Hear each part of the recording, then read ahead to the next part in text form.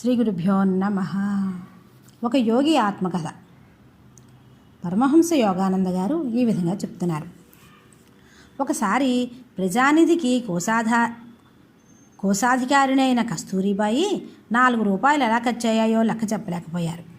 గాంధీగారు ఆ నిధులకు సంబంధించిన లెక్కలు ఆడిట్ చేయించి ప్రచురిస్తూ తమ భార్య నిర్వహణలో వచ్చిన 4 రూపాయల తేడాను నిర్దాక్షిణ్యంగా ఎత్తి చూపించారు. నేను ఈ కథ నా అమెరికన్ విద్యార్థుల క్లాసుల్లో తరచుగా చెప్పేవాడిని. ఒకనాడు సాయంత్రం హాల్లో ఒక ఆమె ఆగ్రహావేశంతో ఊగిపోయింది. మహాత్ముడయ్యేది కాకపోయేది ఆయనే గనక నా మొగుడై ఉంటే అనవసరంగా చేసిన అటువంటి బహిరంగమైన అవమానానికి మొహం మీద ఒక్క గుద్దు గుద్దేదాన్ని అంటూ అరిచింది. అమెరికన్ భార్యల గురించి, భారతీయ భార్యల గురించి మా మధ్య సరదాగా కొంత వాగ్వాదం జరిగిన తర్వాత నేను ఇంకా పూర్తిగా వివరించడానికి పూనుకున్నాను. గాంధీగారి భార్య ఆ మహాత్ముడిని తన భర్తగా కాకుండా గురువుగా భావించింది. చాలా చిన్న పొరపాట్లనైనా చక్కదిద్దే హక్కు గురువుకి ఉంది అని స్పష్టం చేశాను. కస్తూరిబాయిని బహిరంగంగా మందలించిన కొంతకాలానికి గాంధీగారికి ఒక రాజకీయ నేరారోపణ మీద జైలు శిక్ష పడింది. ప్రశాంతంగా ఆయన ఆమెకు వేడుకోలు చెబుతూ ఉండగా ఆవిడ ఆయన పాదాల మీద వాలింది. గురుదేవా, నేను మిమ్మల్ని ఎప్పుడైనా నొప్పించి ఉంటే నన్ను క్షమించండి అని ప్రాధేయపడింది.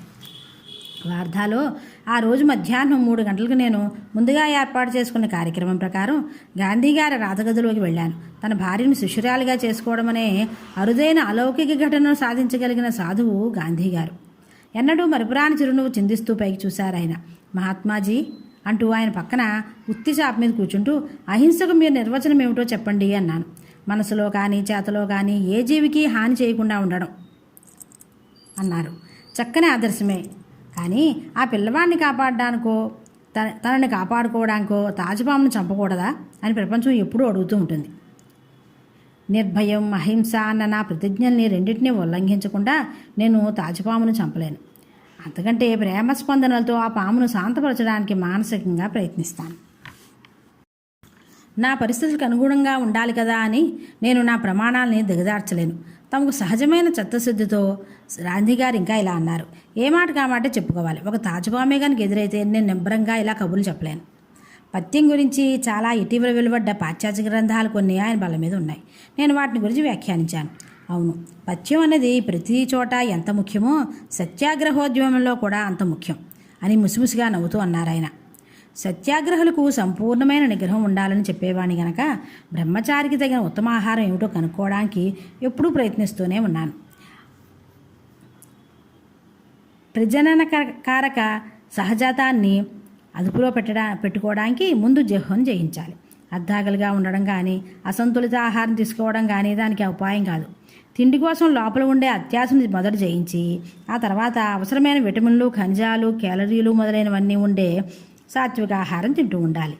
సత్యాగ్రహి ఆహారానికి సంబంధించిన బాహ్యాంతర జ్ఞానం వల్ల సత్యాగ్రహి శుక్లం ఒంటికంతకి పనికి వచ్చే జీవశక్తిగా ఇట్టే మారుతుంది. మాంసానికి బదులుగా తినదగ్గ మంచి ఆహార పదార్థాల గురించి మాకు తెలిసిన సంగతులు తులనాత్మకంగా ముచ్చటించుకున్నాం. గాంధీగారు నేను అవకాడో అద్భుతమైంది అన్నాను నేను. కాలిఫోర్నియాలో మా కేంద్రానికి దగ్గర అవకాడో తోపులు లెక్కలేనని ఉన్నాయి. గాంధీగారి ముఖంలో ఆసక్తి కనబడింది. అది వార్ధాలో పెరిగితే బాగున్నాం. సత్యాగ్రహులు కొత్త ఆహారాన్ని మెచ్చుకుంటారు.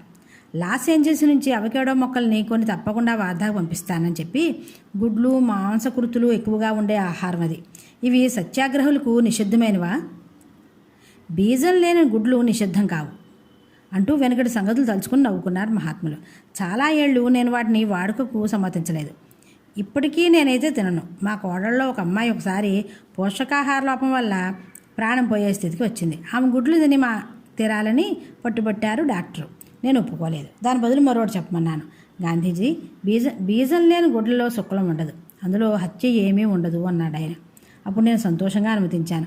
మా కోడలు ఆ గుడ్లు తినడానికి ఒప్పుకున్నాను. తొందరగానే ఆమెకు మామూలు ఆరోగ్యం చేకూరింది. అంతకుముందు రోజున గాంధీగారు లాహిరి మహాశయులు క్రియాయోగ దీక్ష తీసుకోవాలన్న కోరిక వెల్లడించారు. ఆయన చిత్తశుద్ధికి, జిజ్ఞాసా ప్రవృత్తికి నేను ముగ్ధున్నయ్యాను. దైవాన్వేషణ విషయంలో ఆయన చిన్నపిల్లవాడి మోస్తరు. అలాంటి వాళ్ళదే స్వర్గరాజ్యం అంటూ యేసుక్రీస్తు పిల్లల్ని ప్రశంసించారు. గాంధీగారిలో అటువంటి పరిశుద్ధ గ్రాహకత వెల్లడైంది. నేను మాట ఇచ్చిన దీక్షా సమయం వచ్చింది. కొందరు సత్యాగ్రహులు క్రియాయోగ దీక్ష తీసుకోదలిచిన శ్రీ దేశాయి, డాక్టర్ పింగళే మరికొందరు గదిలోకి వచ్చారు. నేను మొదట ఒక చిన్న తరగతికి శారీరకమైన యోగద అభ్యాసాలు నేర్పాను. శరీరం 20 భాగాలుగా ఉన్న సంగతి ఆంతరికంగా దర్శిస్తాం. ప్రతి భాగంలోకి శక్తి వెళ్ళేటట్లుగా సంకల్పం దాన్ని నిర్దేశిస్తుంది. కాసేపట్లోనే నా ఎదురు ప్రతి ఒక్కరూ స్వయంచలన మానవ యంత్రంలా స్పందించడం చూశాను. గాంధీగారి శరీరంలో 20 భాగాల్లోనూ స్పందన ఫలితాన్ని చూడడం సులువే. చూసేవాళ్ళకి ఆయన శరీర భాగాలు ఎప్పుడూ పైకి కనిపిస్తూనే ఉంటాయి. ఆయన చాలా సన్నగా ఉన్నా వికారం అనిపించేటంత బక్కగా ఉండరు. ఆయన ఒంటి మీద చర్మం నున్నగా ముడతలు లేకుండా ఉంటుంది. తర్వాత నేను వాళ్ళకి క్రియాయోగం అనే ముక్తిదాయక యోగ ప్రక్రియను ఉపదేశించాను. మహాత్ములు ప్రపంచ మతాలన్నింటినీ శ్రద్ధాశక్తులతో అధ్యయనం చేశారు. జైన గ్రంథాలు, బైబిల్, కొత్త నిబంధన గ్రంథం, టాల్స్టాయ్ సమాజ శాస్త్రీయ రచనలు, గాంధీగారి అహింసా సిద్ధాంతపరమైన దృఢ విశ్వాసాలకు ప్రధానమైన ఆధారాలు ఈ మూడును. ఆయన తమ అభిమతాన్ని ఇలా వ్యక్తం చేశారు. బైబిలు, ఖురాను, జంద్ అవెస్తా అన్నవి వేదాలలాగే దైవ ప్రేరణ వల్ల రచించినవేనని నమ్ముతాను. గురు సాంప్రదాయాన్ని విశ్వసిస్తాను. కానీ ఈ కాలంలో అనేక లక్షల మంది గురువు లేకుండానే పోవాల్సి వస్తోంది. దానికి కారణం పరిపూర్ణ స్వరశుద్ధత, పరిపూర్ణ విద్వత్తు రెండూ ఉన్నవారు చాలా అరుదైపోవడమే.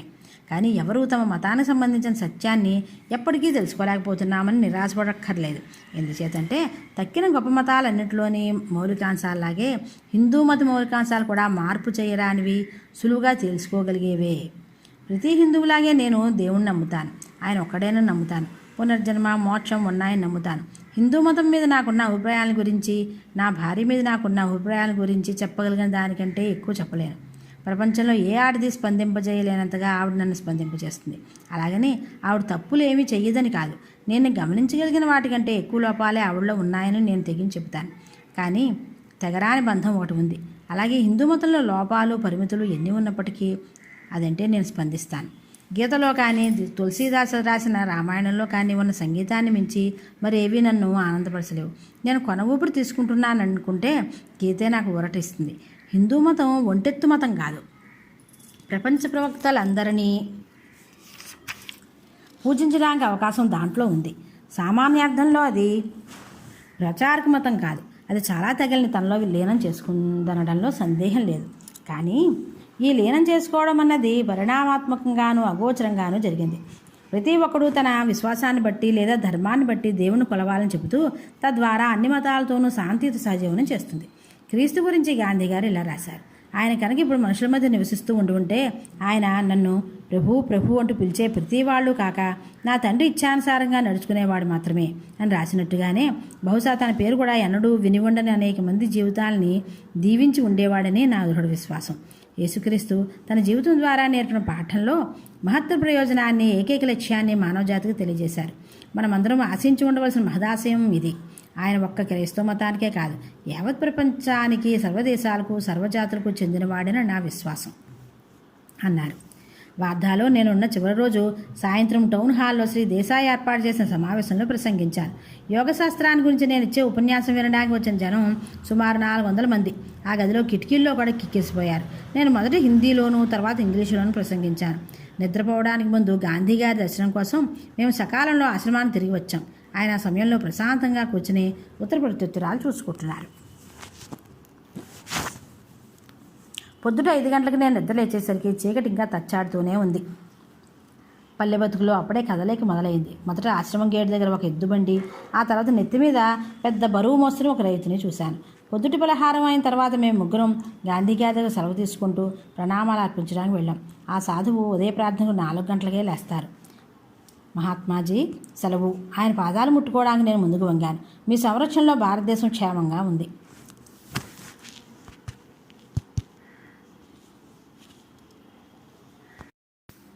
వార్ధాయాత్ర ముగిసిన తర్వాత కొన్నేళ్లు గడిచిపోయాయి.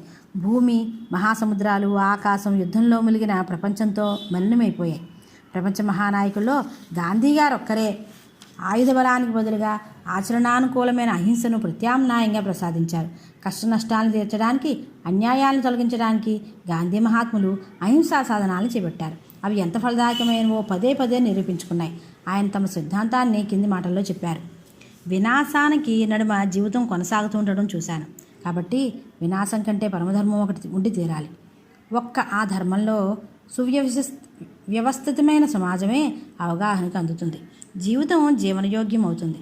జీవిత ధర్మం అదే అయినట్లయితే మనం దాన్ని నిత్య జీవితంలో అమల్లో పెట్టాలి. యుద్ధాలు ఎక్కడ ఉంటే అక్కడ, ప్రత్యర్థి ఎక్కడ ఎదురైతే అక్కడ మనం ప్రేమతో జయించాలి. ఒకానొక ప్రేమ సూత్రం నా జీవితంలోనే విధ్వంస సూత్రం అందించినంత ఫలితాన్ని అందించింది. భారతదేశంలో మనకు ఈ సూత్రం పనిచేయడం అత్యంత విశాల స్థాయిలో కళ్ళకు కట్టింది. అహింస 36 కోట్ల మందిలోకి చొచ్చుకుపోయిందని నేను అన్నాను. కానీ అత్యంత స్వల్పకాలంలో ఏ ఇతర సిద్ధాంతము చొచ్చుకుపోనంతగా ఇది చొరబారిందని తప్పకుండా చెబుతాను. అహింసాత్మక మనస్థితి సాధించడానికి చాలా శ్రమతో కూడిన శిక్షణ అవసరమవుతుంది. సైనికుడి జీవితంలాగే అది క్రమశిక్షణతో కూడిన జీవితం. మనోవాక్కాయలు సరైన సమన్వయం పొందినప్పుడే పరిపూర్ణ స్థితిని అందుకోవడం జరుగుతుంది. సత్య అహింసల నియమాన్ని మన జీవిత ధర్మంగా చేసుకోవాలని నిర్ధారణ చేసుకుంటే ప్రతి సమస్య పరిష్కారానికి లొంగుతుంది. ఆధ్యాత్మిక దృష్టి లేకపోతే ప్రజలు నశించిపోతారన్న సత్యాన్ని భయంకరమైన ప్రపంచ రాజకీయ సంఘటనల పరంపర నిర్దాక్షిణ్యంగా చూపిస్తోంది. మతం కాకపోతే విజ్ఞాన శాస్త్రం మానవజాతిలో భద్రతారాహిత్య జ్ఞానలేశాన్ని, సమస్త భౌతిక వస్తువుల అశాశ్వతత్వాన్ని జాగృతం చేసింది. మానవుడిప్పుడు అంతర్నిహితమైన తన మూలతత్వం దగ్గరికి, అంటే తనలో ఉన్న పరమాత్మ దగ్గరికి కాకపోతే నిజంగా మరెక్కడికి పోతాడు? ప్రపంచ మతాల్లో హిందూ మతం విశిష్టత ఏమిటంటే అది ఎవరో ఒక గొప్ప వ్యవస్థాకుడు ఏర్పరిచింది కాక వ్యక్తి ప్రమేయం లేని వైదిక గ్రంథాల ద్వారా ఉద్భవించింది. ఆ విధంగా హిందూ మతం అన్ని కాలాల అన్ని దేశాల ప్రవక్తల్ని పూజ్యభావంతో కలుపుకోవడానికి అవకాశం ఇస్తుంది. పవిత్ర వేద గ్రంథాలు మానవుడు చేసే ప్రతి పనికి దైవ నియమంతో సామరస్యం కలిగించే ప్రయత్నంలో భక్తి తత్పరతనే కాకుండా ముఖ్యమైన సాంఘికాచారాల్ని అన్నిటినీ కూడా క్రమబద్ధం చేస్తాయి. హిందూ ధర్మం అంటే నియమానికి లేదా స్వాభావిక రుజువర్తనకు కట్టుబడి ఉండడం. ఏ ఒక సమయంలోనైనా మనిషి ఉండే పరిస్థితుల్లో అతనికి సహజమైన కర్తవ్యం మానవుడు పతనం నుంచి, బాధ నుంచి తనను కాపాడుకోవడానికి తోడ్పడే స్వాభావిక నియమ సముదాయమని హిందూ గ్రంథాలు ధర్మాన్ని నిర్వచించాయి. హిందూ మతం గురించి, ధర్మం గురించి గాంధీ గారు యోగానంద్ గారితో వెలుబుచ్చిన అభిప్రాయాలు ఇవి. స్వస్తి. యో సత్సంగత్వే నిస్సంగత్వం, నిస్సంగత్వే నిర్మోహత్వం, నిర్మోహత్వే నిశ్చలతత్వం, నిర్మోహత్వే నిశ్చలతత్వం, నిశ్చలతత్వే జీవన్ముక్తిః, నిశ్చలతత్వే జీవన్ముక్తిః. స్వస్తి.